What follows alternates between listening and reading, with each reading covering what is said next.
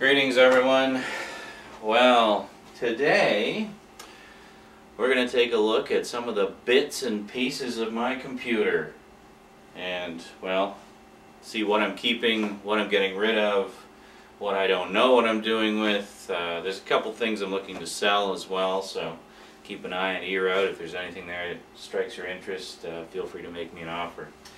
Alrighty, so yeah, we'll figure out where to begin when we come back today on the Multimedia Chronicles.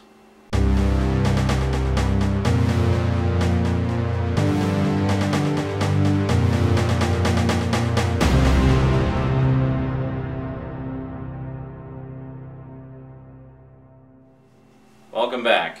Okay, well, I guess the first components that I'm obviously going to be keeping, because they're full of stuff, will be my 3 external hard drives. This was the first one I ever bought from ACOM Data. ACOM Data is still kicking around. I still see them at some of the local stores. Excellent hard drive, super reliable, never had a problem with it.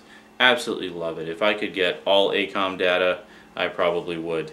So anyway, this is a 250 gig, which I bought, I don't know, probably about 4 years ago. Just to give you some idea of how much hard drives have come down in price, this was about 200 bucks when I originally got it. So 200 bucks for 250 gigs. Alright. And then, about a year and a half ago, I picked up this one from Iomega. And this is a 1.5 terabyte drive. It's a little bit clicky though. Yeah, not really trusting it too much, so I tend not to power it on unless I absolutely need to access it for something. But ultimately the goal is to pull all the files off here and put it on a non-clicky hard drive. Those of you who have had problems with hard drives will know what I mean by clicky. It's like you turn it on and it makes this kind of tick, tick, tick sound. It shouldn't make that sound. It should just have the nice kind of like kind of normal, happy hard drive sounds. If it's making a tick, tick, tick sound, chances are it's got something wrong with it. Anyway, I haven't had any major problems, although I notice it does lose the connection with the computer from time to time and kind of resets itself. It also tends to run kind of hot. So as I say, I don't power this on unless I absolutely need it. But to give you some idea of how hard drive prices have come down in price, this is about 4 years newer than the 250 gig, and this was also 200 bucks. So 200 bucks for a terabyte and a half. And already, I just got a terabyte and a half drive for the new computer, and it was $59. So $59 for the same capacity. Yeah, crazy. And then finally, this one I just bought, I don't know, a few months ago, not that long ago, and it's already full. This is a 2 terabyte drive from IPro. So you can see that there. Yeah, and this one is great. Did I just bump the cable and screw up the sound? Testing, testing. Okay, sounds good. Anyway, this is great, and the reason I fill these up so fast is because I archive all my footage for all my YouTube videos, obviously.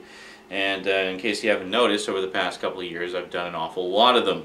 So yeah, there's a lot of stuff you haven't even seen. Like there's footage that never got used. So I might put those together in some kind of DVD compilation for you at some point.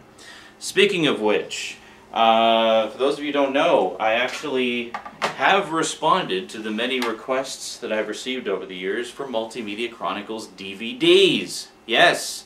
So if you head over to my website, you can see the first couple volumes that I have up. Yeah, I'm not doing them through CreateSpace or anything like that. I'm basically just doing them directly from me to you, which means the full price of them goes entirely to me. There is no middleman. So you can rest assured that every cent you're paying for them goes towards, you know, more equipment like this probably, and DVDs and Blu-rays and food and whatever else, right? So it basically goes towards things I actually need. Now this is the motherboard and CPU. We'll look at that in a minute, but I just wanted to show you something else here.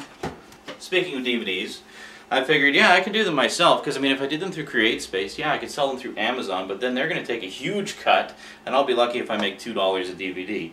Plus you got to jump through a hell of a lot of hoops to get DVDs sold through them. So I thought, why don't I just do it myself? I mean, they're just going to be burned discs anyway.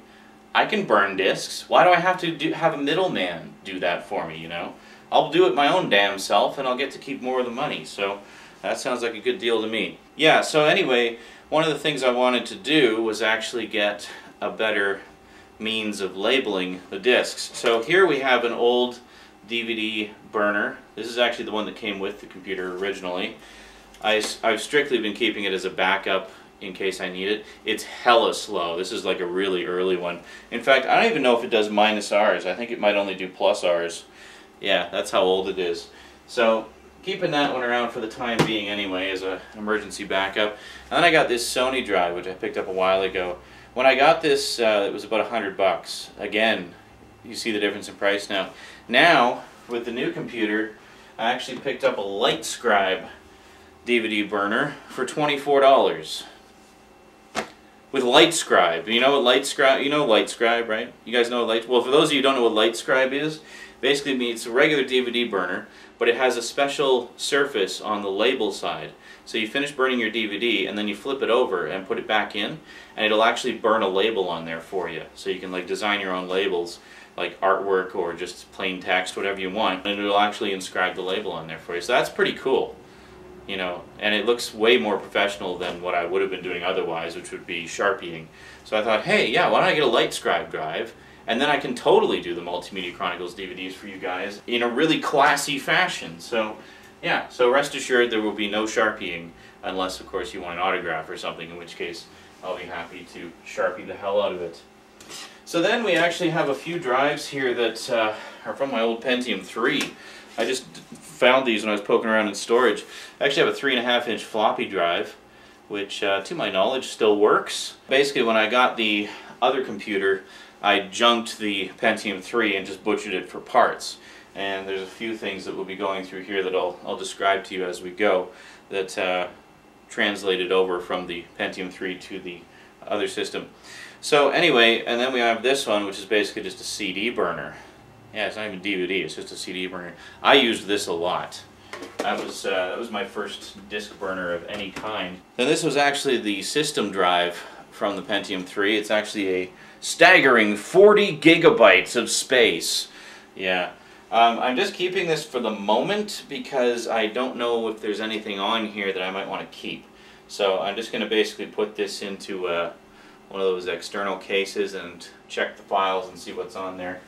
And like that. I don't know that I'm really going to use it for anything. Here we just have drive cables.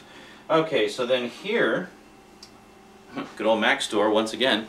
This is actually a 200 gig drive, and this was the system drive in my current computer. Well, current former computer. Yeah, so probably not going to use this as the system drive in the new one.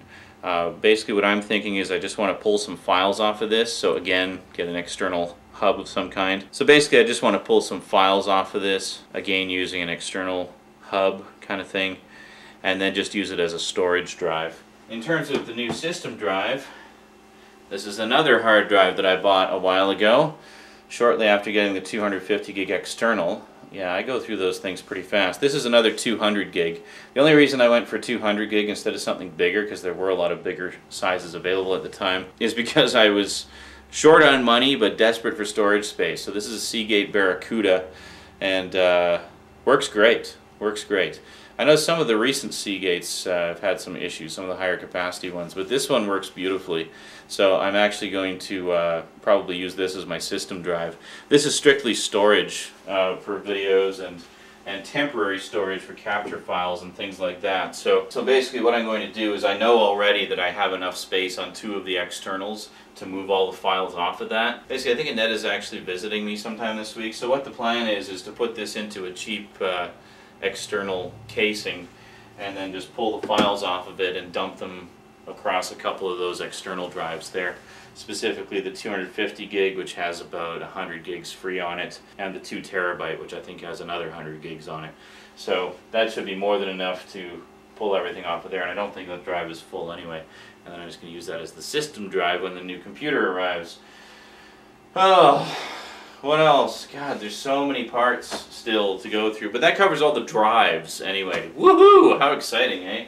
Yeah. All right. So we'll talk a little bit more about some of the chips and cards and you know, the hardware that actually makes it all go. All right. So we'll talk about that next time. So that's it from me to you for now. So until then, thanks for watching, and sayonara.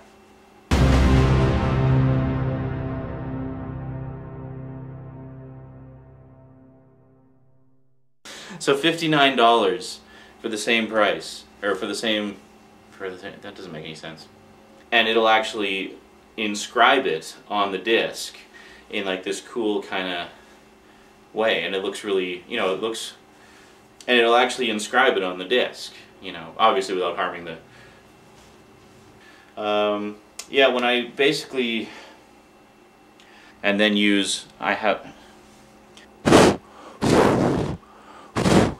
the hardware that actually makes it all go, you know.